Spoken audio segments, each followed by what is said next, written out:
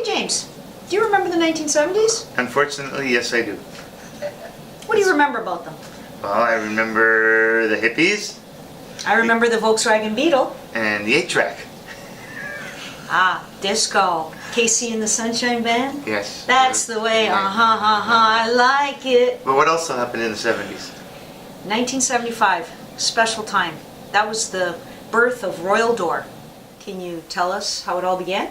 Well, it all started back in the summer of 1975 when my dad decided that he had enough with construction and he wanted to go back to his passion. My father was second-generation woodworker. My grandfather was a woodworker back in Italy. And he says, in the first trade my dad learned was how to make furniture and doors and windows. So he noticed that there was a deficiency in the doors made here in Canada the way they were constructed. There was no mortise and tenon back then. The panels weren't full thickness. And there was really a shortage of, shall we say, design and pizzazz to them. So he took it upon himself and saying, you know what, I'm going to try this. So he deliberated with my mom. I was very young at the time, and I remember him coming up to me and says, we're starting a door company. On September 1st, 1975, it happened. James, what are some of the innovations that your dad came up with when he started the company? Well, like I said earlier, the biggest innovation was the mortise and tenon. Everything was done with dowels back then. Nothing was done with mortise and tenon.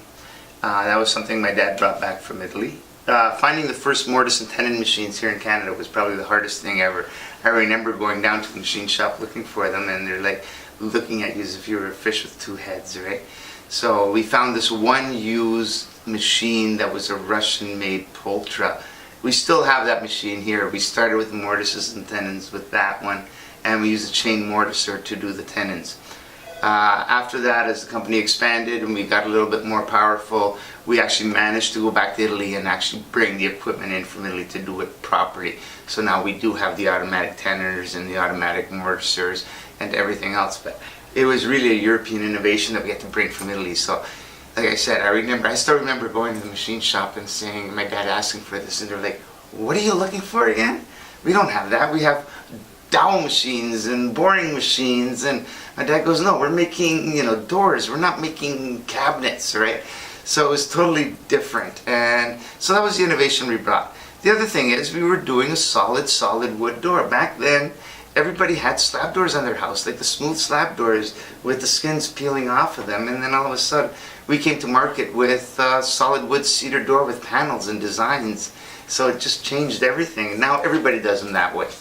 Now everybody does, the thicker doors with the arches and so forth. But you have to understand, my father brought this technology, this new design to Toronto, and it all started from there. So it was a big innovation.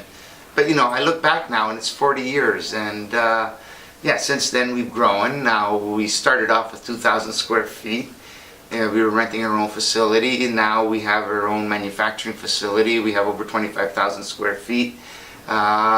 We have trained staff. We have combined experience under this roof of over 200 years of woodworkers working on a customer's door at this one point in time.